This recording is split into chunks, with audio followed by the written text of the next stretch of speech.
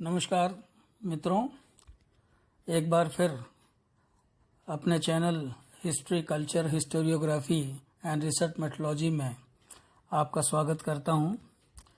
आज हम जिस विषय पर चर्चा करने जा रहे हैं वह मॉडर्न हिस्ट्री से संबंधित है। आज का टॉपिक बहुत महत्वपूर्ण है और प्रायः कॉम्पिटिटिव एग्जाम्स वगैरह में पूछा जाता है। जो आमतौर पे सामान्य टॉपिक्स होते हैं उनसे थोड़ा हट करके है। तो आज का जो टॉपिक है वो है historical forces and factors which led to the British conquest of India, अर्थात वो कौन से ऐतिहासिक कारक थे, कौन सी ऐतिहासिक शक्तियां थीं जिन्होंने भारत में ब्रिटिश विजय के मार्ग को प्रशस्त किया। मित्रों, एक बहुत बड़ा सवाल है ये कि आखिर जिस समय हमारे यहाँ अंग्रेज़ लोग आए भारत में, उस समय हमारे यहाँ ऐसा नहीं था कि यद्यपि ठीक है कि मुग़ल साम्राज्य जो है वो उसमें उतने बड़े बड़े शासक नहीं रह गए थे जैसे बाबर से लेकर औरंगजेब तक थे, लेकिन उसके बावजूद भी ऐसा भी नहीं था कि मुग़ल साम्राज्य एकदम कमज़ोर हो गया था, या दूसरी भी बहुत सारी शक्तियाँ थीं जैसे हैदर अली, टीपू सुल्तान, मराठा पेशवा थे, सिख थे, गुरखा थे। तो ये सब ऐसे लोग थे जिन्होंने अंग्रेज़ों को एक बार नहीं बल्कि अनेकों बार पराजित किया। लेकिन इसके उपरांत भी किस तरह से आश्चर्यजनक रूप से और केवल थोड़े से प्रयत्न के परिणाम स्वरूप ही अंग्रेज़ों ने भारत में एक विशाल साम्राज्य की स्थापना कर ली। तो ये एक बहुत बड़ा प्रश्न है और इस जटिल और कौतूहलपूर्ण प्रश्न का उत्तर विभिन्न ऐतिहासिक कारकों और ऐतिहासिक शक्तियों में ही निहित है।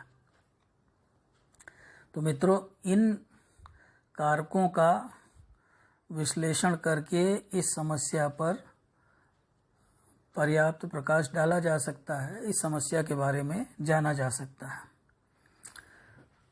तो भारत पर ब्रिटिश आधिपत्य का जो प्रथम कारक था और जो आप कह सकते हैं कि जो पहली फोर्स थी या जो पहला कारण था, जो पहला कारक था जिसके कारण भारत पे ब्रिटेन का अधिकार हो गया, इंग्लैंड का अधिकार हो गया, उसे इतिहासकारों ने कहा है 18वीं शताब्दी का उपहार। जी हाँ मित्रों, 18वीं शताब्दी का उपहार वो कारण था जिसके कारण भारत पर ब्रिटिश आधिपत्य संभव हुआ।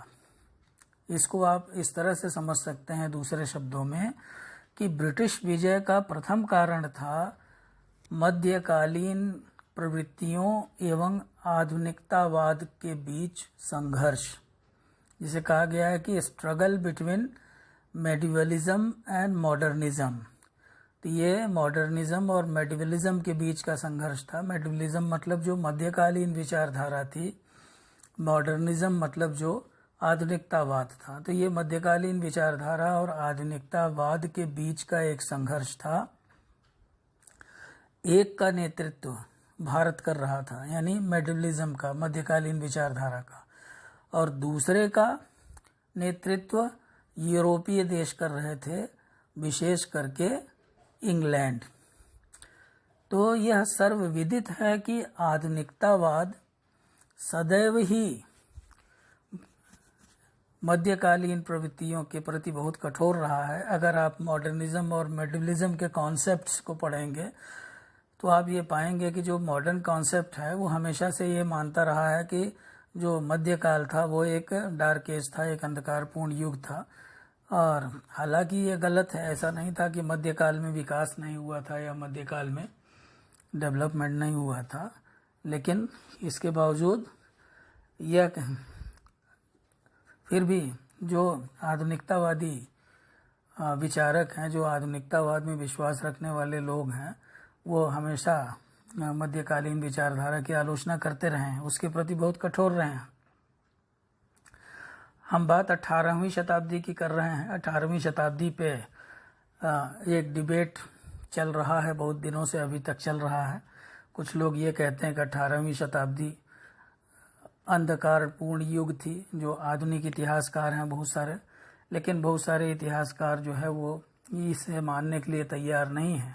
जैसे इरफान हबीब वगैरह कहते हैं अंधकारपूर्ण युग था, लेकिन और बहुत सारे जो इतिहासकार हैं आजकल के, बर्टनस्टेइन, आंद्रे विंग, किस तरह के लोग हैं, तो वो ये कहते हैं कि वो अंधकारपूर्ण युग नहीं था। ठीक है, कुछ ये तो समय का चक्र है, अगर कुछ चीज़ें नष्ट होती हैं तो कुछ नई चीज़ें उत्पन्न भी होती हैं, तो इसलिए एकदम से ये कह देना कि वो अंधकारपूर्ण युग था, वो सही नहीं होता है। तो 18वीं शताब्दी का भारत राजनैतिक रूप से विभाजित था, सैनिक रूप से अक्षम था, सामाजिक रूप से विघटित था और आर्थिक रूप से कमज़ोर था। आप देखें कि औरंगजेब की मृत्यु के बाद मुगल प्रभुसत्ता एक तरह से धराशायी हो चुकी थी, और यद्यपि एक बार ऐसा लगा कि उनके विकल्प के रूप में जो मराठे हैं वो उभर कर सामने आए हैं, लेकिन मराठों में भी पेशवा बालाजी बाजीराव के उपरांत मराठा संघ का भी विघटन हो चुका था। एक राज्य भी ऐसा नहीं बचा था जो यूरोपीय शक्तियों का जमकर के मुकाबला कर सकता। और इसी बीच में आप देखें कि विदेशी आक्रमण भी हुए, विशेष करके नादिर शाह के आक्रमण के उपरांत जो राजनीतिक स्थिति थी, राजनीतिक क्षेत्र में एक भ्रमपूर्ण स्थिति पैदा हो गई थी।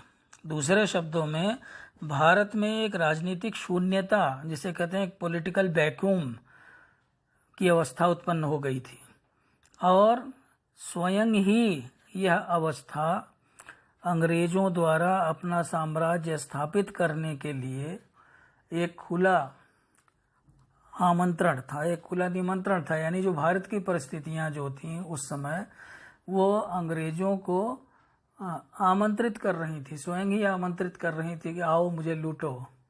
क्योंकि पहले भी आप देख चुके हैं, मुगल साम्राज्य की जब स्थापना हुई तो उस समय भी ऐसी परिस्थितियां थी, भारत विखंडित था, छोटे छोटे राज्यों में बटा हुआ था। उसके पहले जब दिल्ली सल्तनत की स्थापना हुई थी तब भी वही अवस्था थी, कमोबेश वही अवस्था इस समय भी थी कि जो भी थे, जो भारत के जो राज्य थे, अनेक राज्य थे, ये मिलजुल करके कोई संयुक्त मोर्चा नहीं बना सके, कोई भी ऐसा नहीं था जो कि सबका नेतृत्व कर सके। तो कुल मिलाकर के परिस्थितियां जो थी वो अंग्रेजों के या ब्रिटिशर्स के अनुकूल थी, उन्हें खुला निमंत्रण मिल रहा था। युद्ध कौशल में भारतीय कम नहीं थे, लेकिन फिर भी क्या कहा जाए, क्योंकि जब वो एक संयुक्त मोर्चा बनाने में असफल रहे तो उसका फायदा अंग्रेजों ने उठाया। मित्रों, उत्तर मुगल काल में जो सरदार थे, सरदार का मतलब ये था कि जो बड़े बड़े योद्धा थे, उनका नैतिक पतन हो चुका था। और एक बात और आपको ध्यान में रखनी होगी कि इस समय 17वीं शताब्दी में जिस तरह के योद्धा थे, उस तरह के योद्धा इस समय में नहीं थे। जैसे राजा मान सिंह थे, अब्दुल रहीम खान खाना, महावत खां, सादुल्ला खां, मीर जुमला,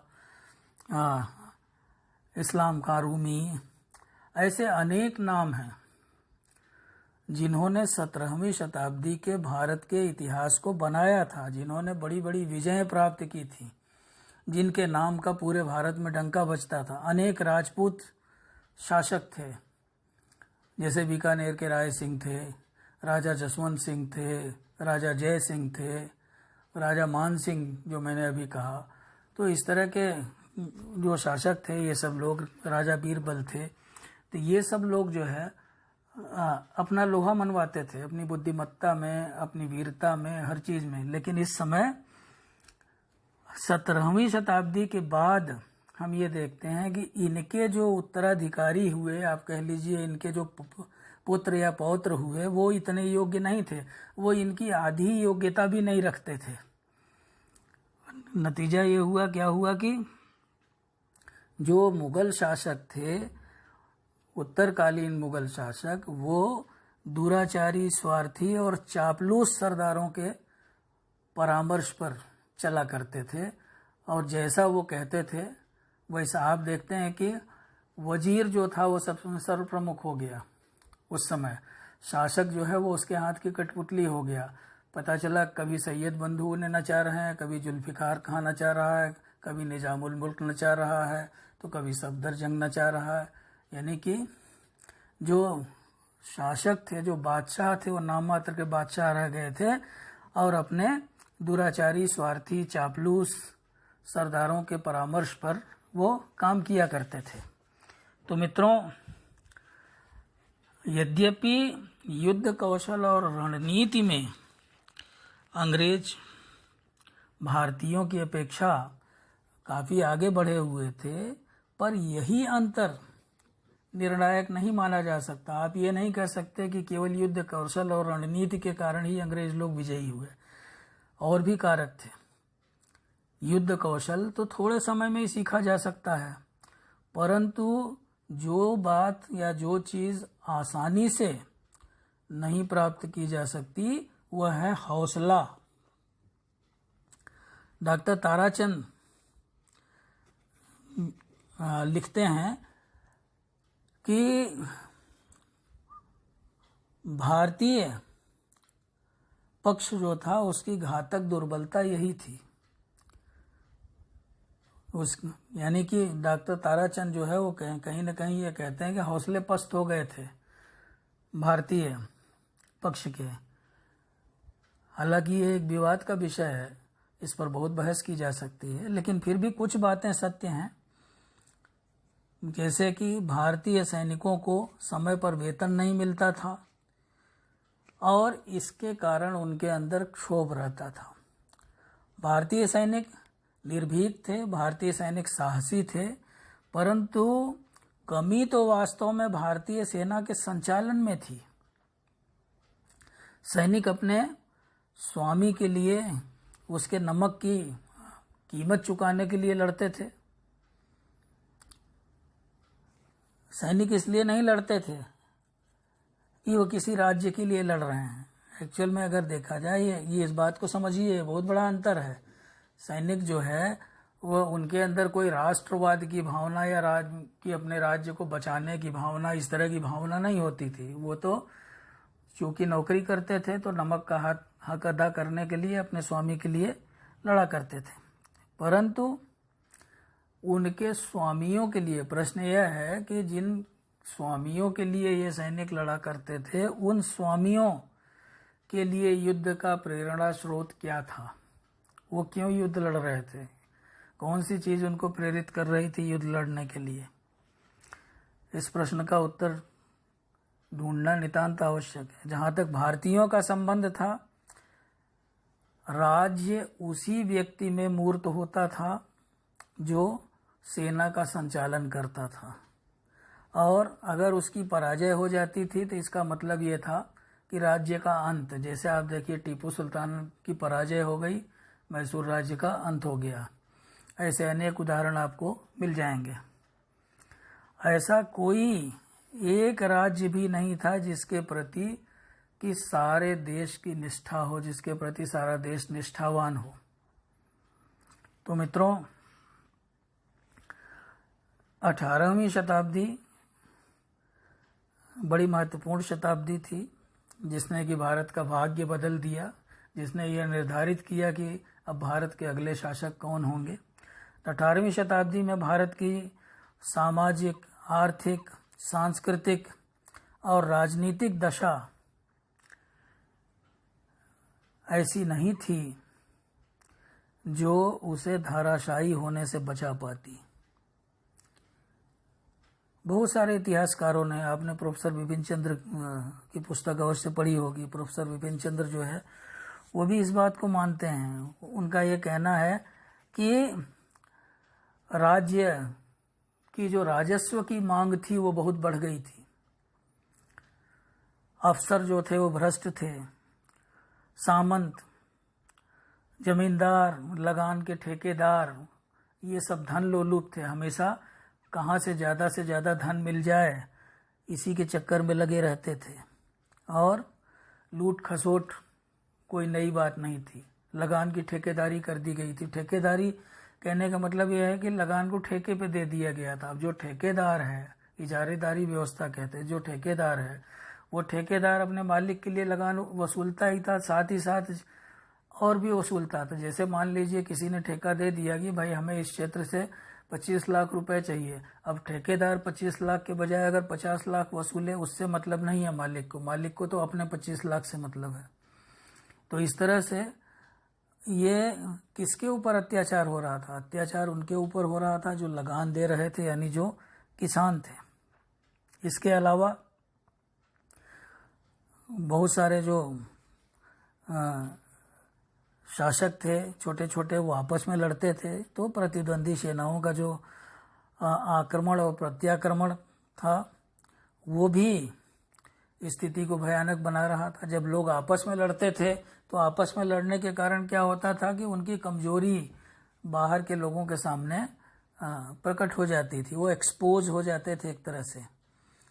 अब जैसे आप देखिए कि नादिर शाह, अहमद शाह अब्दाली वगैरह ने जो आक्रमण किए भारत में, उसके कारण जो है मराठे एक्सपोज हो गए अंग्रेजों के सामने। अंग्रेजों को ये पता चल गया कि मराठे जो है अब जैसा बाहर से दिखते हैं वैसा है नहीं वो। अब उनके अंदर वो बात नहीं रही जो पहले जो बाजीराव फर्स्ट पेशवा के समय में थी। जैसे मैंने अभी कहा कि बाजीराव के बाद जो है मराठा राज्य संघ जो था उसका भी विघटन होने लगा। तो मित्रों,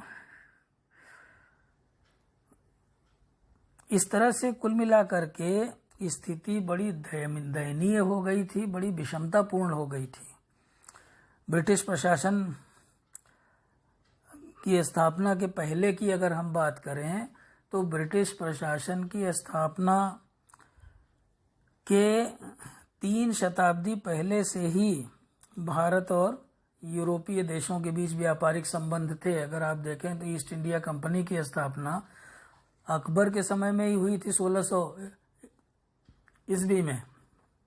तो इस तरह से, और उसके भी पहले से भारत और यूरोप, पुर्तगाली लोग बहुत पहले आ गए थे, 1498 ईस्वी में आ गए थे। तो भारत और यूरोप के देशों के बीच में व्यापार का संबंध जो था वो 3 शताब्दी पहले से ही था। और भारत का जो यूरोपीय देशों के साथ व्यापारिक संबंध था वो भारत की तरफ ही झुका हुआ था। लेकिन भारतीयों ने पश्चिमी देशों से नई नई बातें सीखने और नई या नवीन प्रौद्योगिकी को अपनाने तथा अपना आधुनिकीकरण करने के प्रति कोई उत्साह नहीं दिखाया। देखिए, ये बात अलबरूनी ने भी लिखा था। अगर आप अलबरूनी की पुस्तक पढ़ें तहकीकाते हिंद, तो उसमें उसने भी ये लिखा था कि भारतीय लोग जो है एक तरह से वो बंद हैं एक 4 दीवारी में, वो बाहर से कुछ सीखना नहीं चाहते।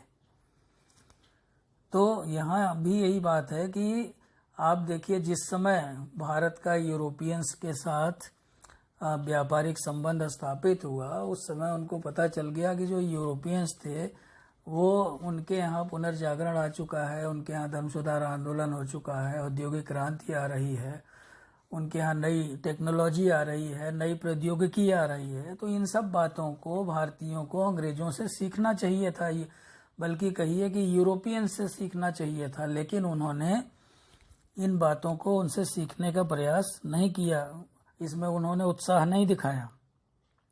18वीं शताब्दी में लगातार लड़ाई और अनेक इलाकों में कानून व्यवस्था भंग हो जाने के कारण देश के आंतरिक एवं विदेशी व्यापार को काफ़ी बाधा पहुंची। आम जनता की आर्थिक दुर्दशा जो थी उसमें वृद्धि हुई। कारण मैंने आपको बताया किस तरह से जबरन वसूली होती थी, उनसे टैक्स बढ़ा दिए गए थे। और मित्रों, बहुत सारी बातें 18वीं शताब्दी में तो जो इरफान हबीब की माने तो भारत के आर्थिक इतिहास में सबसे अंधकारपूर्ण युग है। तो उस समय जो है बहुत सारी बातें, जैसे केंद्रीय सरकार दुर्बल हो गई थी, दरबार जो था वो षड्यंत्रों का अड्डा बन गया था। 1738-39 में नादिर शाह ने आक्रमण किया और जिससे कि मुगल साम्राज्य की कलई खुल गई। मराठों, हिमालय की जातियों, मगों, पुर्तगीजों, समुद्री डाकुओं की लूट खसोट और अंग्रेज कंपनी द्वारा विशेषाधिकारों का दुरुपयोग इत्यादि जो है, ये सब ऐसी बातें थी जैसे नमक, सुपारी, तंबाकू जैसी जो आवश्यक वस्तुएं थीं। तो ये सब जो है इन सब लोगों ने मिल करके जो है, इन सब ने मिल करके देश का आर्थिक रूप से सत्यानाश कर दिया था। अंग्रेज लोग जो थे प्रारंभ में, जो उत्तर मुगल कालीन सम्राटों द्वारा उनको कुछ अधिकार दिए गए, उन अधिकारों का दुरुपयोग करते थे। तो इस तरह से कुल मिलाकर के जो ये परिस्थितियां थीं वो बहुत खराब थीं, बहुत विषम परिस्थितियां थीं और प्रत्येक जगह शासक और शासित के बीच जो संबंध थे वो बिखर रहे थे। शासक और शासित के बीच अगर अच्छे संबंध रहते हैं, अगर देखिए कोई भी शासक है, राजा है, अगर प्रजा के साथ उसके अच्छे संबंध नहीं है, हमारे यहाँ भारत में कहा जाता था कि राजा जो है वो पिता समान होता है और प्रजा उसकी संतान है। आप सम्राट अशोक के अभिलेखों में देखिए, सम्राट अशोक ने अपने अभिलेखों में क्या कहा था, उसने ये कहा था कि वे सारी प्रजा मेरी संतान है।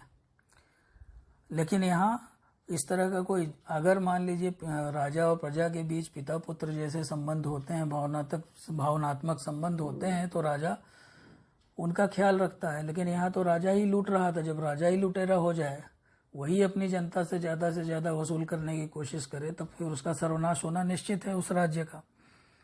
दूसरी तरफ अब मैं आपको ले चलता हूँ, आप ध्यान दीजिएगा, मैं आपको ले चलता हूँ यूरोप की तरफ। 15वीं शताब्दी से ही यूरोप के देश पुनर्जागरण, धर्म सुधार आंदोलन, व्यावसायिक क्रांति, कृषि एवं औद्योगिक क्रांति, राष्ट्रवाद, उपनिवेशवाद तथा साम्राज्यवाद इत्यादि के दौर से गुजर रहे थे। आप देखिए यूरोप में पुनर्जागरण आया। पुनर्जागरण के कारण वहाँ एक नई विचारधारा आई, मानववादी विचारधारा आई। वहाँ दकियानूसीपन जो था, जो कहा जाता था कि मध्यकाल में यूरोप डार्क एजेस में रहता था, अंधकारपूर्ण युग में रह रहा था, लेकिन अब वो उस अंधकार से प्रकाश में आ गए। उन्होंने तमाम कल कारखाने विस्तृत कर लिए। जो चर्च की प्रभुसत्ता थी उसको उन्होंने समाप्त किया। वहाँ पे कृषि क्रांति आई। कृषि क्रांति क्यों आई? क्योंकि कृषि क्रांति के पहले वहाँ एक तकनीकी क्रांति आई, टेक्नोलॉजिकल रिवोल्यूशन आया, और उस टेक्नोलॉजिकल रिवोल्यूशन ने एक एग्रीकल्चरल रिवोल्यूशन को जन्म दिया। क्योंकि खेती में अब नई नई तकनीकों का प्रयोग होने लगा, मशीनों का प्रयोग होने लगा, और एग्रीकल्चरल रिवोल्यूशन ने इंडस्ट्रियल रिवोल्यूशन को जन्म दिया। क्योंकि बहुत सारे जो इंडस्ट्रीज थी वो एग्रीकल्चरल प्रोडक्ट्स के ऊपर आधारित थी। जैसे मान लीजिए कपड़ा बनता है, तो कपड़ा कैसे बनेगा? कॉटन की खेती होती है। जब जितना ज़्यादा कॉटन उपलब्ध होगा उतना ज़्यादा कपड़ा बनेगा। तो इस तरह से जो है औद्योगिक क्रांति आई, उसके साथ ही व्यावसायिक क्रांति आई, वाणिज्यवादी विचारधारा आई, और जब अतिरिक्त उत्पादन होने लगा और फैक्ट्री सिस्टम, जो यूरोप के लोग जो थे, जब वो डोमेस्टिक सिस्टम से निकल करके, यानी घरेलू व्यवस्था, पहले उद्योग व्यापार के लिए जो मैन्युफैक्चरिंग होती थी, कहाँ होती थी? घर में ही होती थी, सब गृह उद्योग थे। लेकिन अब वो फैक्ट्री सिस्टम में तब्दील हो गया, तो उत्पादन अधिक होने लगा। तो जो सरप्लस उत्पादन था, उस उत्पादन को खपाने के लिए उसके लिए बड़ी बड़ी मंडियों की आवश्यकता हुई और साथ ही साथ उद्योगों के लिए अधिक से अधिक कच्चे माल की आवश्यकता हुई। तो इसके कारण उन्होंने भौगोलिक खोजें करवाईं। उन भौगोलिक खोजों के कारण नए नए रास्ते ढूंढे गए, नए नए मार्ग ढूंढे गए। दुनिया के तमाम देशों से यूरोप के देशों का संपर्क हुआ और नतीजा ये हुआ कि इसने आगे चल कर के उपनिवेशवाद, साम्राज्यवाद जैसे को जन्म दिया। जब ये कंपनियां आईं इन देशों में, एशिया के देशों में, अफ्रीका वगैरह के देशों में, तो धीरे धीरे उन्होंने इन देशों के पिछड़ेपन को आधार बना करके उनको अपना उपनिवेश बना लिया और इसी उपनिवेशवाद ने साम्राज्यवाद को जन्म दिया। तो मेरे कहने का मतलब ये है कि मित्रों, जो यूरोपीय देश थे वो एक अलग दौर से गुजर करके भारत में आए थे और इंग्लैंड जो था इन सब का अगुआ था। इंग्लैंड में सबसे पहले औद्योगिक क्रांति आई थी और इंग्लैंड एक आधुनिक समाज के रूप में परिवर्तित हो चुका था। वो एक ऐसा समाज था जिसमें प्रत्येक व्यक्ति स्वयं को ही अपना भाग्य विधाता समझता था। साथ ही साथ तकनीकी ज्ञान एवं वैज्ञानिक धारणा ने भौतिक एवं मनोवैज्ञानिक रूप से इंग्लैंड की प्रतिष्ठा और वहाँ के लोगों का जो आत्मविश्वास था उसे काफ़ी बढ़ा दिया था। तो 19वीं शताब्दी आते आते इंग्लैंड एक बहुत ताकतवर, सशक्त नौसेना और एक अनुशासित सेना का स्वामी हो चुका था। अब ध्यान दीजिए इस बात पे, 19वीं शताब्दी आते आते दुनिया में जो सबसे अच्छी नौसेना थी, आपने यूरोपियन हिस्ट्री पढ़ी होगी तो आप देखिए कि नेपोलियन बोनापार्ट जो था, नेपोलियन बोनापार्ट को हराने में किसकी भूमिका थी? नेपोलियन बोनापार्ट को हराने में अंग्रेजों की नौसेना ने महत्वपूर्ण भूमिका निभाई थी। तो इंग्लैंड की जो नौसेना थी 19वीं शताब्दी आते आते वो बहुत ही ताकतवर हो गई थी, सशक्त हो गई थी और एक अनुशासित सेना थी इंग्लैंड की। अंग्रेजों के ने जो आप कह लीजिए कि भारतीय संसाधनों का भी भरपूर उपयोग किया। भारतीय संसाधन से मेरा मतलब क्या है? भारत के लोग या भारत की मानव शक्ति। किसने अंग्रेजों के लिए लड़ाई की? अंग्रेजों की सेना में कौन लोग लड़ते थे? क्या केवल सारे अंग्रेज होते थे? अंग्रेजों की सेना में तो भारतीय लोग भी थे ना भाई। उन्होंने बहुत सारे जमींदारों को, बहुत सारे राजाओं को, बहुत सारे लोगों को अपनी तरफ मिला लिया और जो भारत की जो शक्ति थी, जो भारत की जो ताकत थी, जो भारत का जो संसाधन था, भारत के आर्थिक संसाधनों का उन्होंने उपयोग किया और इस तरह से उन्होंने भारत पर विजय का मार्ग प्रशस्त किया, भारतीयों की ही सहायता से। आप प्लासी के युद्ध का विवरण आप पढ़ सकते हैं। आप प्लासी के युद्ध के बाद आप बक्सर का युद्ध देख सकते हैं। इसमें कौन सहायता कर रहा था अंग्रेजों की? तो इसी से आप समझ सकते हैं कि भारत के जो एक तो मानव संसाधन थे और दूसरे भारत के जो आर्थिक स्रोत थे, दोनों का भरपूर उपयोग किया ब्रिटिशर्स ने। तो इस तरह से अभी तक मैंने जो विश्लेषण किया उसके आधार पर आप यह समझ सकते हैं कि मेडिवलिज्म और मॉडर्निज्म यानी मध्ययुगीन विचारधारा और आधुनिकतावाद के बीच संघर्ष ब्रिटिश साम्राज्य की स्थापना के लिए, भारत में ब्रिटिश साम्राज्य की स्थापना के लिए एक निर्णायक शक्ति और एक निर्णायक कारक सिद्ध हुआ। अब हम दूसरी एक प्रमुख कारक के बारे में बात करते हैं। तो दूसरी शक्ति एवं कारक जिसके कारण भारत में ब्रिटिश साम्राज्य की स्थापना हुई वह था इंग्लैंड की परिवर्तित राजनीतिक चेतना। जी हाँ, इंग्लैंड की परिवर्तित राजनीतिक चेतना। आप जानते हैं अभी मैंने बताया कि इंग्लैंड में औद्योगिक क्रांति हो चुकी थी, कॉमर्शियल रिवॉल्यूशन हो चुका था, वहाँ व्यावसायिक क्रांति हो चुकी थी यूरोप में, और इसने एक नए सिद्धांत को दिया जिसका नाम था वाणिज्यवाद। और वाणिज्यवाद यानी मर्केंटलिज्म। तो वाणिज्यवाद जो था उसमें क्या होता था, 17वीं शताब्दी में सोना, गोल्ड प्राप्त करने पर विशेष बल दिया जाता था, विशेष ध्यान दिया जाता था। और वाणिज्यवाद ही जो है वो यूरोप के देशों की आर्थिक नीति का प्रशासकीय सिद्धांत बन गया था।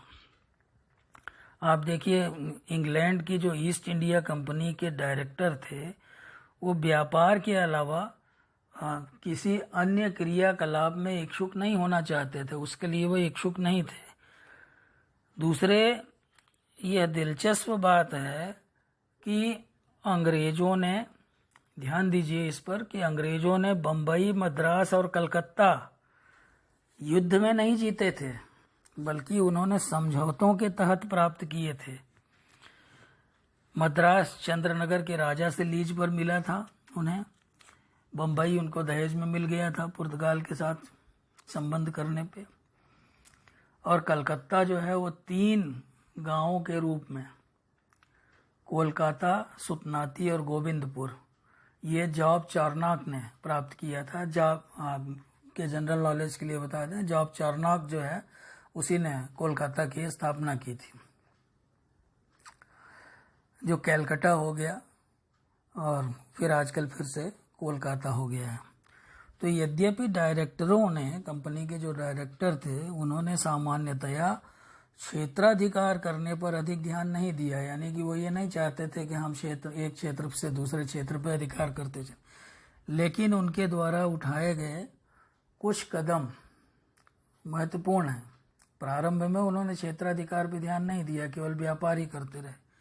अब जैसे 1616 ईस्वी का जो चार्टर एक्ट था, उसमें यह कहा गया था कि कंपनी फैक्ट्रियों के साथ किलों पर भी स्वामित्व बनाए हुए है एवं वह आवश्यकता पड़ने पर स्थानीय ताकतों के साथ युद्ध एवं शांति से संबंधित समझौते कर सकती है।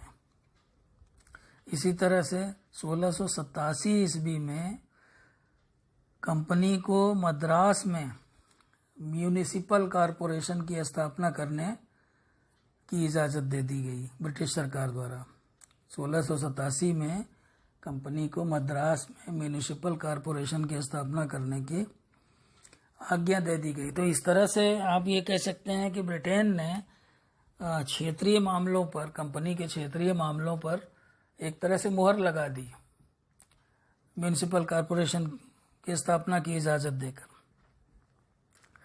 तो भारत के साथ व्यापार के दौरान शीघ्र ही अंग्रेजों ने यह महसूस किया कि व्यापार संतुलन उनके पक्ष में नहीं है। जैसे मैंने आपको पहले बताया कि ये 3 शताब्दी पहले ही यूरोप के साथ व्यापार शुरू हो चुका था, मैं तब की बात कर रहा हूँ। तो अंग्रेजों ने यह महसूस किया।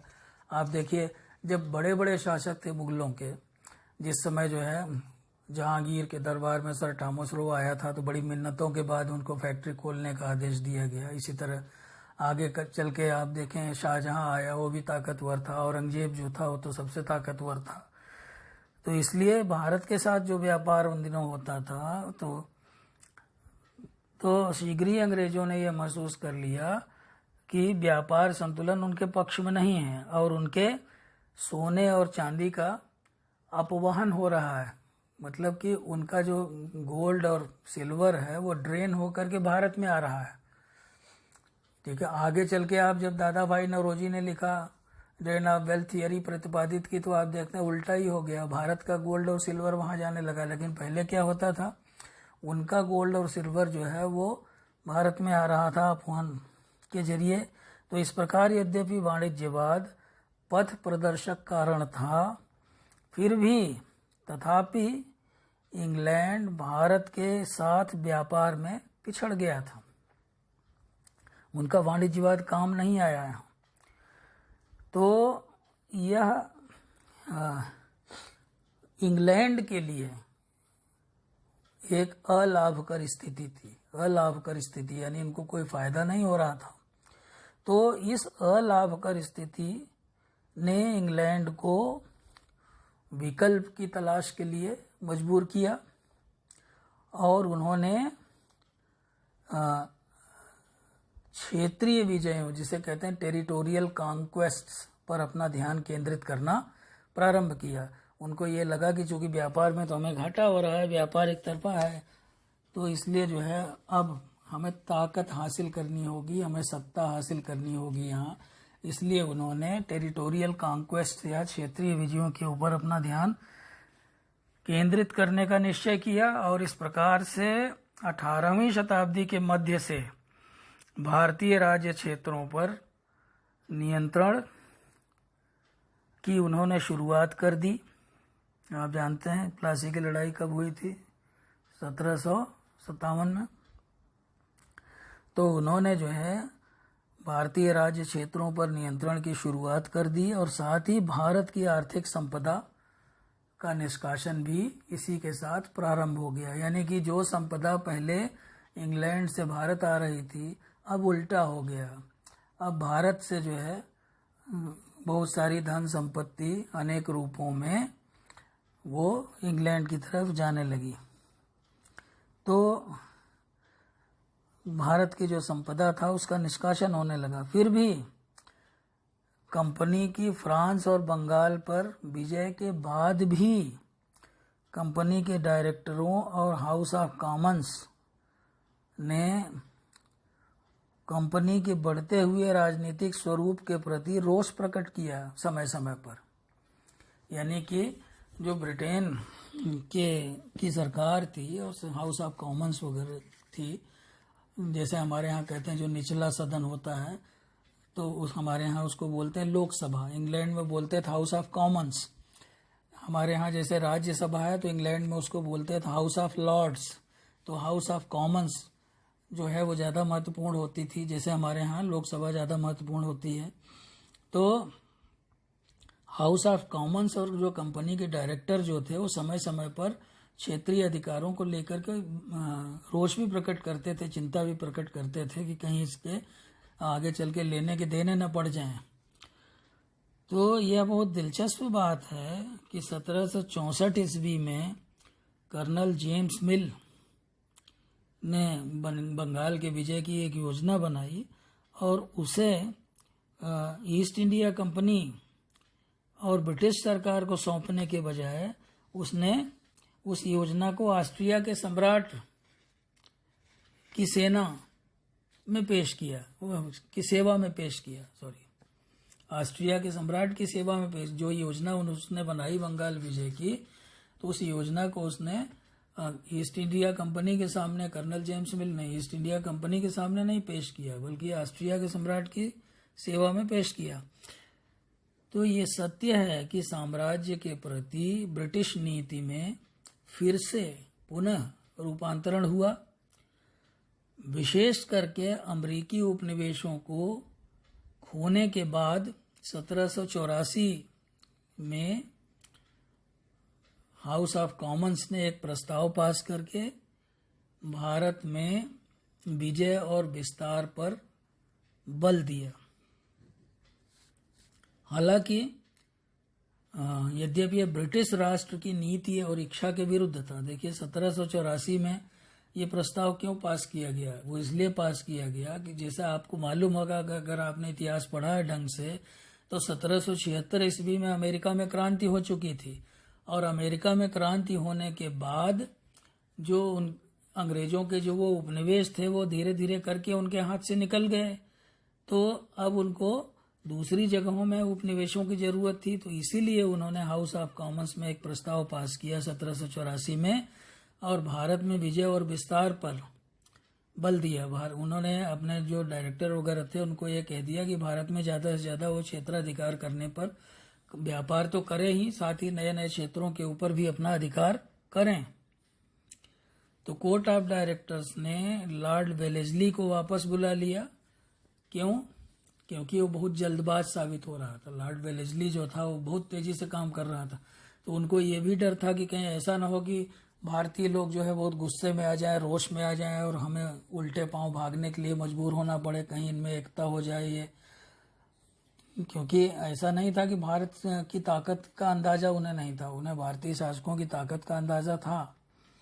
तो इसलिए उन्होंने वेलेस्ली को वापस बुला लिया, क्योंकि वो जल्दबाज साबित हो रहा था, जल्दबाजी कर रहा था।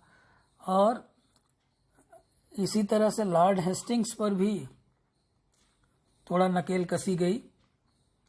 लॉर्ड हेस्टिंग्स के जो सैनिक अभियान थे और क्षेत्र विस्तार थे उन पर भी जो है थोड़ा रोक लगाई गई, जिससे कि जल्दबाजी में काम बिगड़ न जाए। तो मित्रों, इन सब के बावजूद, in spite of all these activities, इन सब के बावजूद भारत में ब्रिटिश अधिकृत क्षेत्रों का विस्तार होता गया। क्यों? क्योंकि भारत में भेजे गए अधिकांश ब्रिटिश कौंसल जो थे उन्होंने स्वयं ही निर्णय लेना आरंभ कर दिया था। भारत में जो कंपनी के जो अधिकारी वगैरह आते थे वो इंग्लैंड से इजाज़त बाद में मांगते थे, स्वयं निर्णय ले लेते थे परिस्थितियों के अनुसार। तो इसलिए जो है बड़ी तेज़ी से उनका विस्तार होता गया भारत में, और उन्होंने विस्तार की नीति को ही चुना। और आश्चर्यजनक रूप से जो विस्तारवादी नीति का विरोध करते थे, धीरे धीरे वो भी उनके समर्थक हो गए। पहले जो लोग, क्यों? क्योंकि जब सफलता मिलने लगती है तो सफलता मिलने पर उत्साह बढ़ता है। तो पहले जो लोग ये समझते थे कि बहुत ज़्यादा विस्तारवादी नीति से कहीं ऐसा ना हो कि लेने के देने पड़ जाएं, लेकिन अब वो भी समर्थन करने लगे। क्योंकि अब एक एक करके आप देखिए, धीरे धीरे बड़े बड़े जो भारत के जो सूरमा थे वो धराशायी हो रहे थे। टीपू सुल्तान और हैदर अली, मराठे, ये सब निजाम, ये सब धीरे धीरे समाप्त हो रहे थे। तो इससे अंग्रेजों का हौसला बढ़ रहा था। अब मार्क्वेस ऑफ हेस्टिंग्स और लॉर्ड एलन बेरो, ये लोग जो है पहले शांति की नीति का अनुकरण करना चाहते थे, और इन्होंने ये निश्चय किया था, मार्क्वेस ऑफ हेस्टिंग्स ने और लॉर्ड एलन बेरो ने, कि हम शांति की नीति अपनाएंगे। लेकिन इन दोनों ने भी अपने विचार बदल दिए। ये दोनों भी जो है अब क्षेत्राधिकार में विश्वास रखने लगे। ये दोनों भी जो है अब ये चाहने लगे कि धीरे धीरे भारतीय क्षेत्रों पे अधिकार किया जाए, कब्जा किया जाए। तो मित्रों, इस विस्तारवाद के दौरान 1818 ईस्वी ब्रिटिश प्रभुसत्ता की स्थापना की दृष्टि से बहुत महत्वपूर्ण है। आप देखिए 1818 ईस्वी में क्या हुआ था। जो मराठा जो पेशवा था आखिरी, उसने भी जो है सहायक संधि पे अधिकार दस्तखत कर दिए। 1818 तक जो है लगभग जो है जितने ताकतवर लोग थे वो धीरे धीरे समाप्त हो गए थे। तो इसलिए इस समय तक आते आते मार्क्वेस ऑफ हेस्टिंग्स ने भी कह दिया कि our object ought to be render the British government paramount in effect. तो एक बार फिर से यह स्पष्ट कर देना आवश्यक है कि ब्रिटिश अपनी सफलता के महत्व के प्रति प्रायः हतप्रभ थे। मतलब उन्हें खुद ही नहीं विश्वास हो रहा था कि हम इतने सफल कैसे हो रहे हैं। मतलब themselves were surprised। उनके लिए भी, क्यों? ये हमारे यहाँ के लोगों की कमजोरी थी। उनको ये नहीं पता था कि इतने आसानी से सरेंडर कर देंगे इंडियंस जो है। तो चार्ल्स मेटकाफ ने नए साम्राज्य की अनिश्चितता को रेखांकित किया था, और सर जॉन माल्कम ने लिखा है कि भारत जैसे साम्राज्य में हम सदैव खतरे में हैं। देखिए, अभी भी उनको ये विश्वास नहीं था। क्यों? क्योंकि जो भारत के जो पहले की जो उसकी छवि थी, इतने बड़े साम्राज्य पे शासन करते थे यहाँ के शासक, जब सेंट्रलाइज्ड गवर्नमेंट्स थी यहाँ पे मुगल काल में, तो अभी भी जो है वो बातें अंग्रेज़ों को भूली नहीं थी। इसीलिए जो है मालकम ने लिखा कि भारत जैसे साम्राज्य में हम सदैव खतरे में हैं। यहाँ एक शक्ति समाप्त होती है तो दूसरी नई शक्ति, दूसरी नई ताकत खड़ी हो जाती है।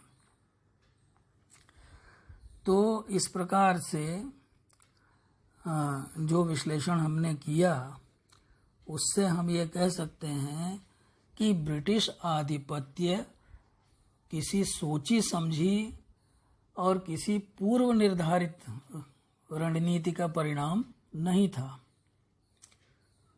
ध्यान दीजिएगा मित्रों कि ब्रिटिश आधिपत्य, भारत में ब्रिटिश आधिपत्य वो किसी सोची समझी या किसी पूर्व निर्धारित प्रीडिटरमाइंड रणनीति का कोई ऐसी स्ट्रेटजी नहीं बनाई गई थी कि जिसका वो परिणाम थी। फिर कैसे ब्रिटिश साम्राज्य की स्थापना हो गई? तो मित्रों, बदली हुई परिस्थितियों ने इसमें महत्वपूर्ण भूमिका अदा की। इसलिए हम कह सकते हैं कि यद्यपि ब्रिटिश नीति बिना किसी स्पष्ट उद्देश्य के प्रारंभ हुई और 1818 में ब्रिटिश प्रभुसत्ता की स्थापना से समाप्त हुई। बात समझ में आई आपको? कि बिना किसी स्पष्ट उद्देश्य के प्रारंभ हुई। जब उन्होंने क्षेत्राधिकार करना शुरू किया था तो उनके सामने कोई लक्ष्य नहीं था। वो ये सोच करके नहीं कर रहे थे। उनका तो ये मानना था कि भाई कुछ क्षेत्रों पे हमारा अधिकार हो जाएगा तो हमारा व्यापार अच्छी तरह से चलता रहेगा। उन्होंने ये नहीं सोचा था कि एक दिन वो पूरे भारत पे अधिकार कर लेंगे। जैसे मैंने कहा कि खुद भी हतप्रभ थे अपनी सफलता से। तो इसलिए जो है बिना किसी स्पष्ट उद्देश्य के उनकी जो ब्रिटिश नीति थी वो प्रारंभ हुई थी। लेकिन आगे चल करके वह प्रभुसत्ता की स्थापना के साथ समाप्त हुई और प्रभुसत्ता की स्थापना से साम्राज्यवाद में परिणत हो गई, साम्राज्यवाद में बदल गई। तो 1876 ईस्वी में इन सब का परिणाम ये हुआ कि 1876 ईस्वी में रानी विक्टोरिया को भारत के साम्राज्ञी घोषित कर दिया गया और इस तरह से अब भारत जो है सीधे सीधे ब्रिटिश क्राउन के अधीन हो गया। तो मित्रों, डॉक्टर रमेश चंद्र मजूमदार जो कि बहुत बड़े इतिहासकार रहे हैं, उन्होंने एक बड़ी अच्छी टिप्पणी की है। उन्होंने 4 पंक्तियों में जो है इस पूरे क्रियाक्रम को जो एक्टिविटीज़ हुई इस बीच में 18वीं शताब्दी में सब उसको समअप कर दिया है। उन्होंने लिखा है कि क्लाइव ने भारत में ब्रिटिश साम्राज्य का बीज बोया। क्लाइव ने भारत में ब्रिटिश साम्राज्य का बीज बोया। वारेन हेस्टिंग्स ने शत्रु शक्तियों के विरुद्ध इसकी रक्षा की। लॉर्ड वेलेस्ली ने इसे खड़ा किया तथा लॉर्ड हेस्टिंग्स ने फसल काटी। तो इस तरह से किसी ने बीज बोया, किसी ने जो है इसकी रक्षा की शत्रुओं से और किसी ने इसे सींच के खड़ा किया और किसी ने फसल काटी।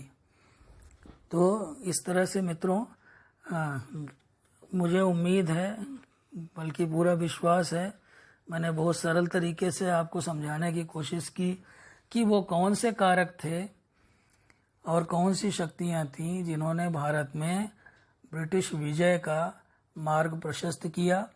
अगर आपको यह व्याख्यान पसंद आया हो, यह चर्चा पसंद आई हो, तो आप अपने कमेंट्स अवश्य लिखें और साथ ही साथ आप मेरे चैनल को लाइक कीजिए, सब्सक्राइब कीजिए। और जैसे मैं हर बार अपील करता हूं कि आपको जिस विषय पर लेक्चर चाहिए वो भी अगर आप कमेंट में लिखेंगे तो मैं प्रयास करूंगा कि जल्दी वो लेक्चर पोस्ट करूं। बहुत बहुत धन्यवाद। नमस्कार। Have a good day.